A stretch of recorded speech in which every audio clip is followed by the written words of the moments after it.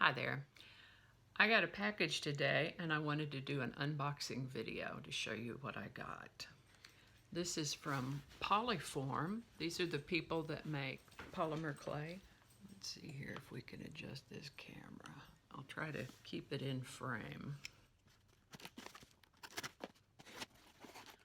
Now we're in August in North Texas, so it's pretty hot here.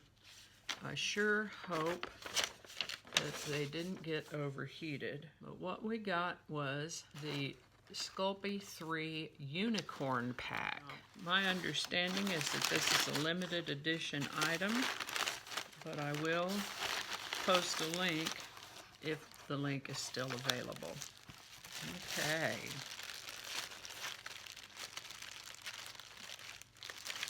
They're banded together. I got two of them.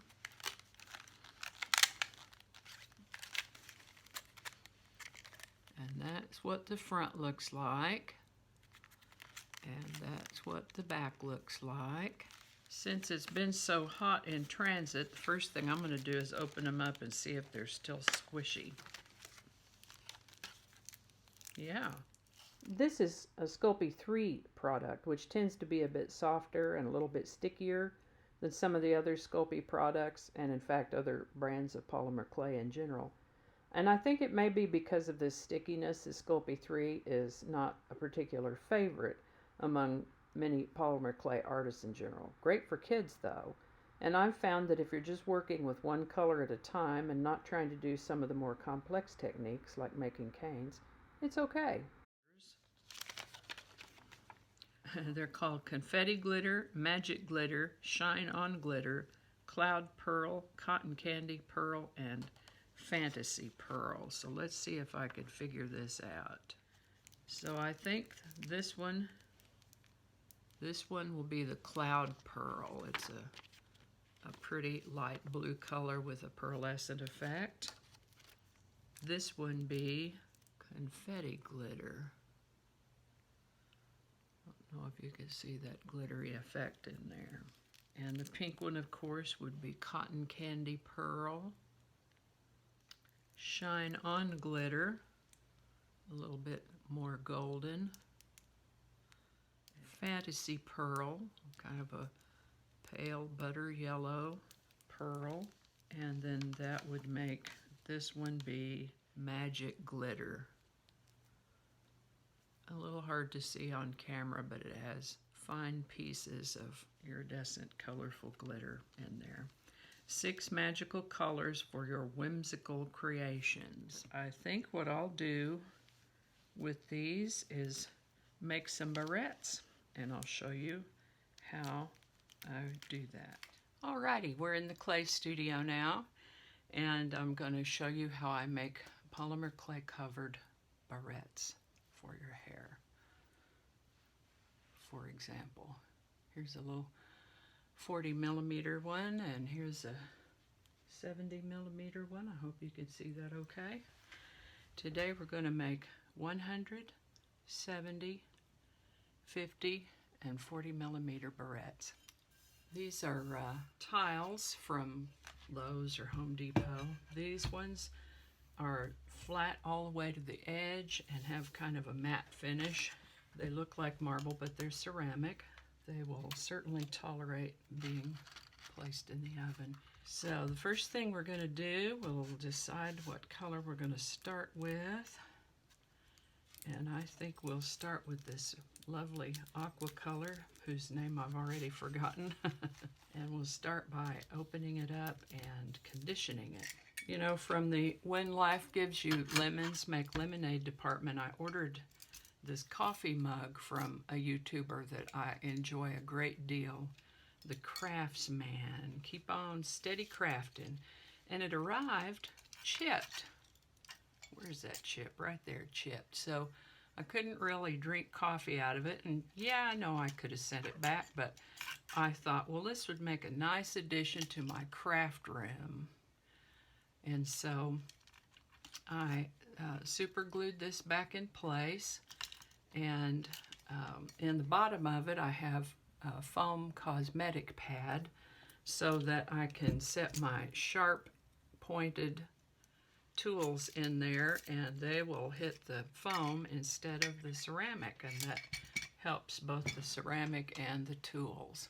So, but now we're going to open this package and condition this clay, and that can be a little bit tedious. So I'll come back when it's conditioned and we'll go from there. Alrighty, we're rolled out on the thickest setting of my pasta machine, which is about 2.5 to 3 millimeters thick. Plenty thick to start with for what I want to do. And we'll start with the 100 millimeter barrette. This particular barrette has little barbs here, which will help capture the clay, but we're also going to apply super glue or cyanoacrylate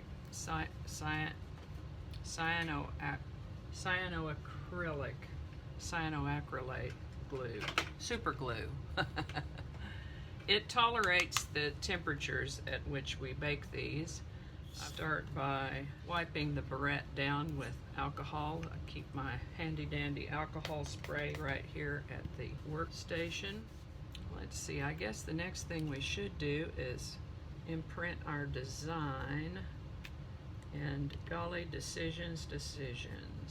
Well, this rose design is pretty. I actually got this on a wooden block in the part of the store that has stamps at your local craft store, and then I removed it from the block so that I could use it in polymer clay. It's had some mica powders placed on it, and there's still actually mica powders down in the crevices. It looked like there were a few places on the surface that I don't particularly want transferred to the clay. Actually, these probably will transfer to the clay, but I'm not worrying about that right now. The first thing we'll do is imprint the clay.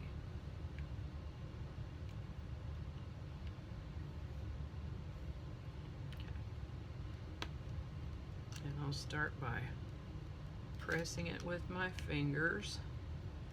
And remember, Sculpey 3 tends to be a little bit sticky. And I just now realized as I said that I might be sorry that I didn't spray the stamp with water, but we'll come to that in a minute.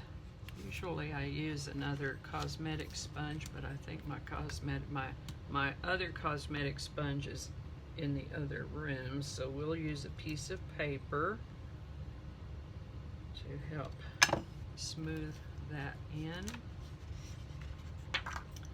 And then peel the clay off. Hope it all comes off. Oh, pretty. Yes, that worked out just fine. Worked out just fine. And then we'll lay this on here. Want to be careful. I don't want to imprint the surface with these barbs. I want to make sure I have enough length. We might have to go this way. So we'll go this way. And we'll trim this just a tiny bit beyond the edge of the barrette on each side.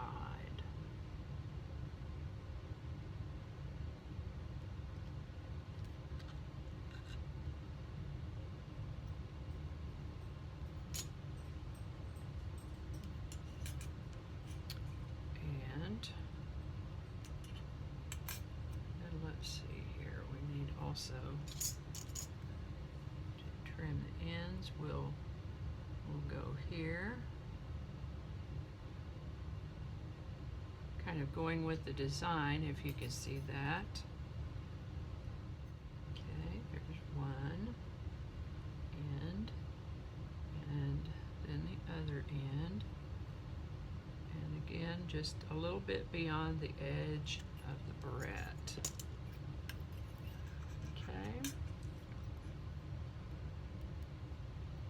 Now we'll take our super glue. Well, this one's almost empty. I'm going to see if I can get just a little bit more out of it. This is a nice container because it has these little wings you can squeeze. You get the glue out. Doesn't take much at all. Just kind of glob a little drop on there and smear it around with the tip of the applicator. I hear Annie the dog walking around. She wonders who I'm talking to. And again, just kind of glob a little bit of that gel on there, and you can wipe it on with your applicator. We don't want to take too long with this because the glue will begin to dry, and we need it to be sticky enough to hold our item when we're ready to put it on. I have tried making these by just pressing them onto the brads, and they'll hold for a little, I mean, they'll hold for a bit, but when the barrette is exposed to stress, then the ornament will certainly pop right off, and that's not what you want. Press the veneer into the super glue and onto the brads, and you can either leave this edge, what I would call hard, with the hard edge, or you can kind of press it down and make it a little rounder of an edge. Being careful not to get too much super glue on your fingers because it's so sticky. Just kind of pet this edge down a little bit, and this thickness of clay is really good thickness. If you wanted to do it any different, I would maybe make it a tiny bit thicker. I certainly wouldn't go any thinner. Sometimes when you're smoothing this a little bit, you'll kind of fold it up under the corner there, and that's okay. If you don't like that, then take one of your shapers and smooth it underneath. This 100 millimeter barrette size is a pretty good size barrette. If you've got thick hair, or you're going to put all of your hair into a ponytail, this is big enough to hold that. And my hair is just a little bit on the thin side. I wouldn't really call it thin, but it's getting thinner as the decades roll by. So I can usually use 100 millimeter, but I actually prefer a 70 millimeter to keep my barrette. Now you see I'm rolling this under here, form kind of a little pocket, and since it has the super glue on top, it'll hold it really well. Super glue is surprisingly effective to hold this together. So there we go.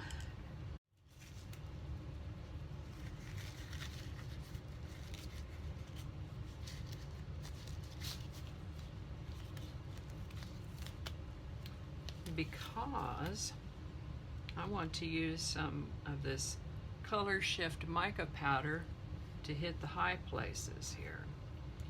This is one called Nereus.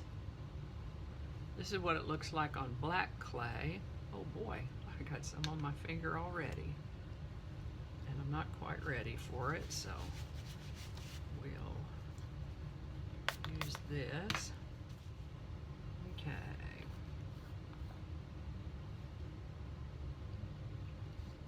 This is a color shift, and it shifts from purple to aqua, and even kind of a greenish gold. All right, let's see how we do here. Just the slightest little bit on the tip of the glove.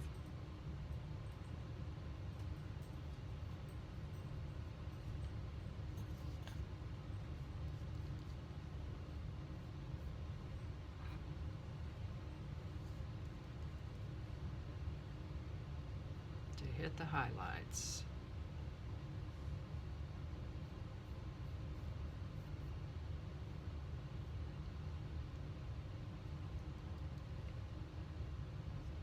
And maybe the edge.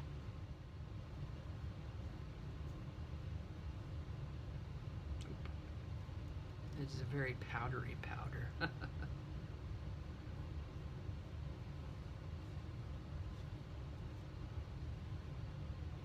Really highlights that texture.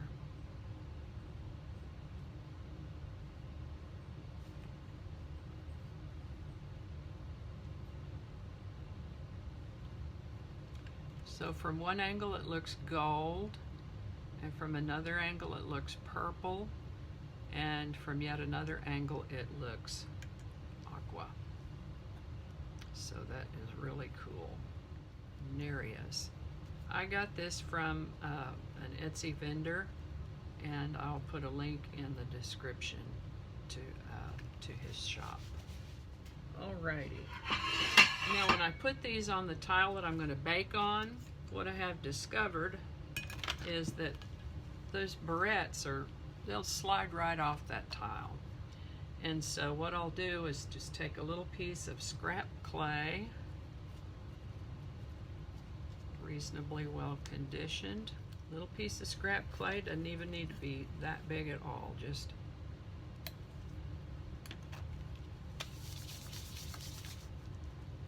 maybe even smaller than about the size of a pea. Then stick it to one end of the barrette, either the hinge end or the clasp end, and press it to your baking tile. Maybe. This may be more effective on the slippery tiles. There. Okay.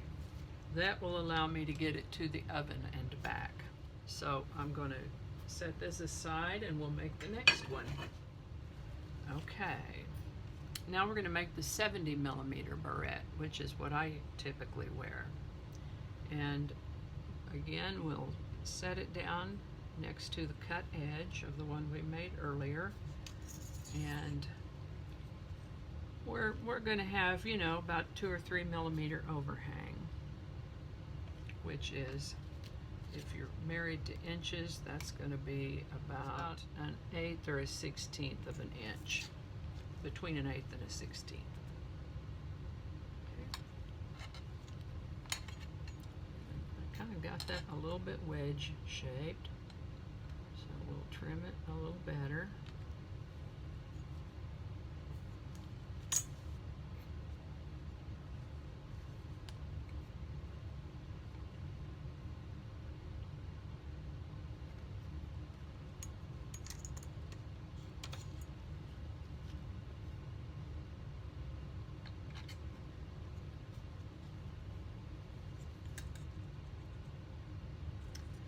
These particular 70 millimeter barrette blanks do not have the little braided catchers there, just holes.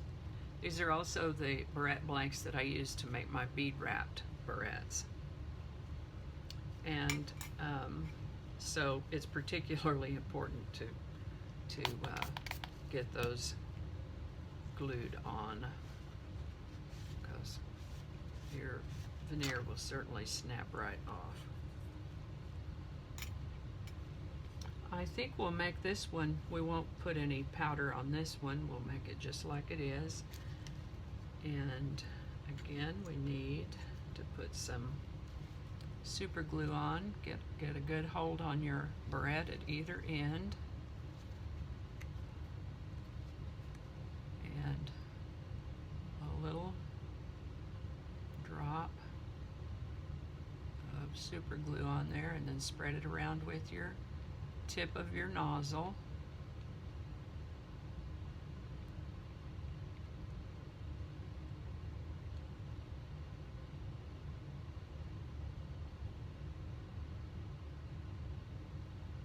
There.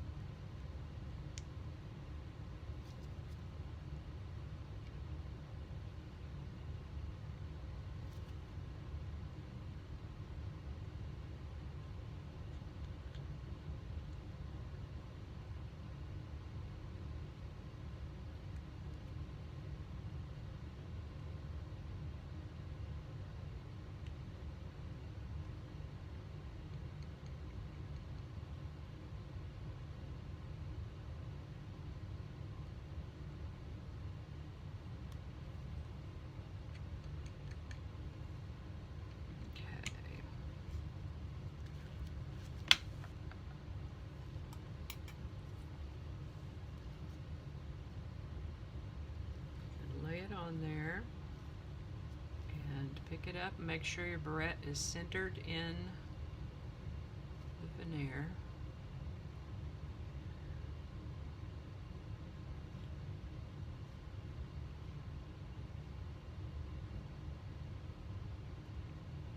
There. Very carefully press it in. You don't want to destroy your texture.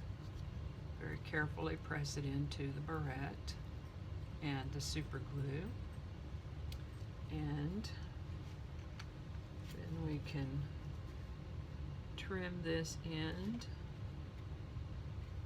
just a little bit, give it a nice little round corner.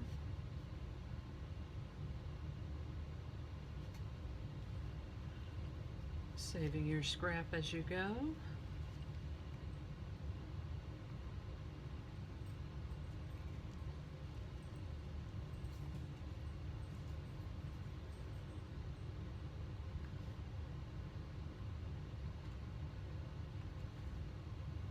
Alrighty.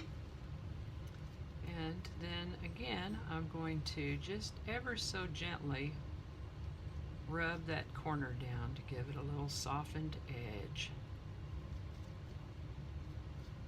along both sides first.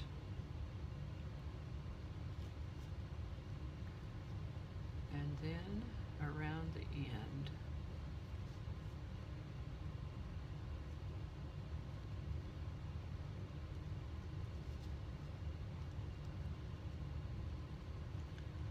I'm getting a little bit of transfer of the mica powder that's stuck to my glove, and I can either leave it on or I can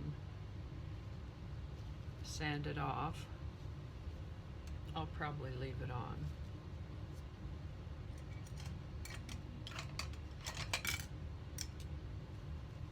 Okay, and I'll just take one of these brush handles or a knitting needle and roll that a little bit smoother.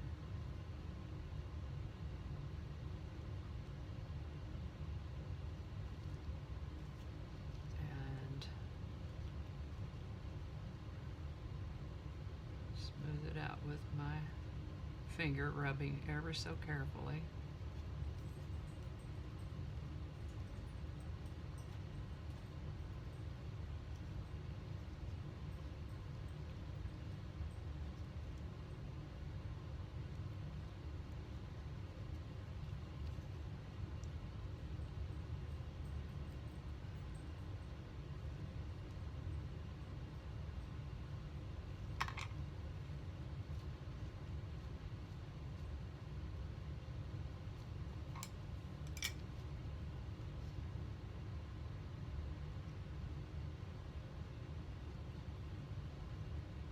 This particular stamp design doesn't at all look like roses when you get it stamped on there, but it does give it a nice mysterious swirly look.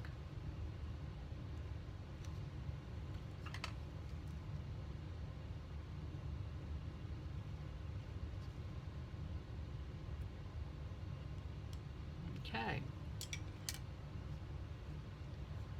And again, we'll take a piece of scrap clay and stick this to our baking tile.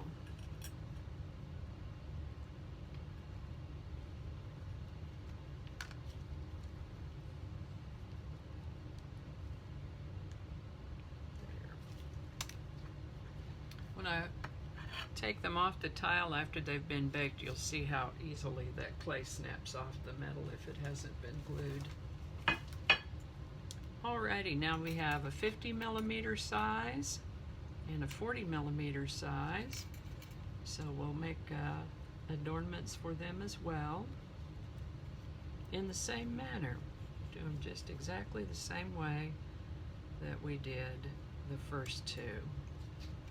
And I'll put this on time lapse for that part and show them all to you when we're done.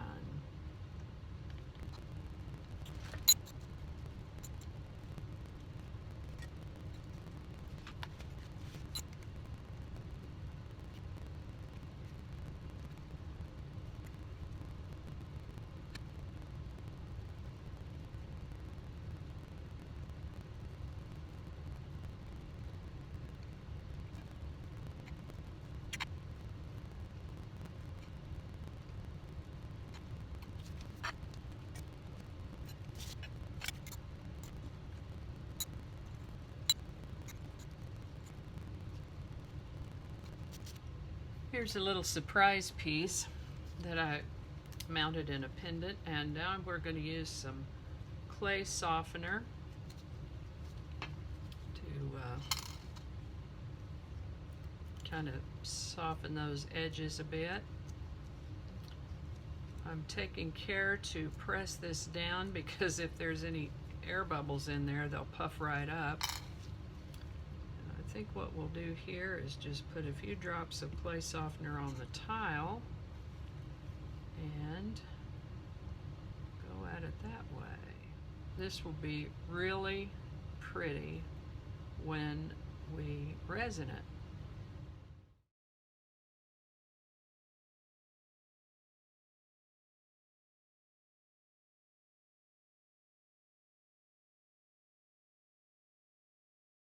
You want to be careful when you go to press this onto the tile because you can imprint the edge of your work. Okay. Now I'm not going to be foolish with it, you know, and tip them upside down, but these are affixed to the tile so I can get to the oven with them, all right.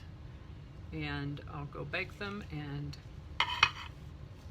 be back when they're done.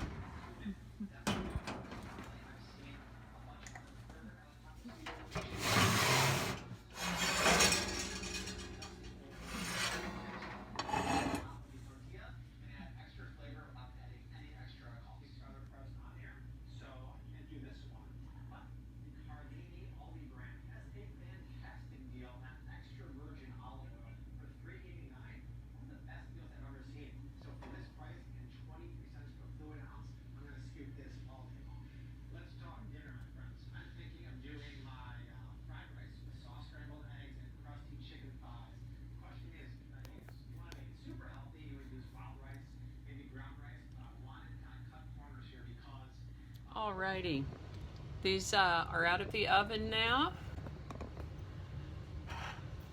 We'll bunch this up and get it kind of out of the way. There's our little scrap piece that we used to hold it down. And you see how easily that pops off plain metal.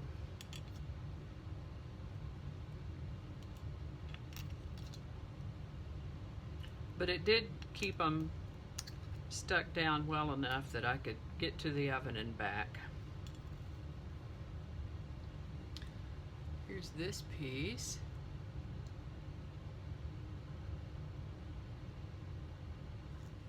And then this is a little bit different kind of powder, and it also bakes right in and doesn't come off. So we can either leave this with the matte finish or we can put something shiny on it.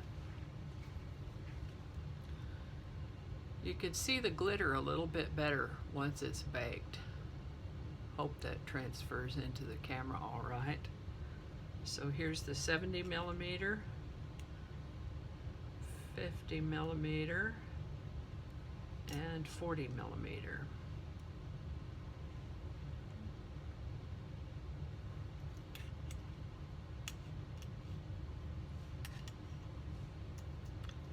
I know for sure I'm going to resin this piece, and that will really emphasize the shininess, the shiny parts, the glitter, the mica powder. It's always remarkable.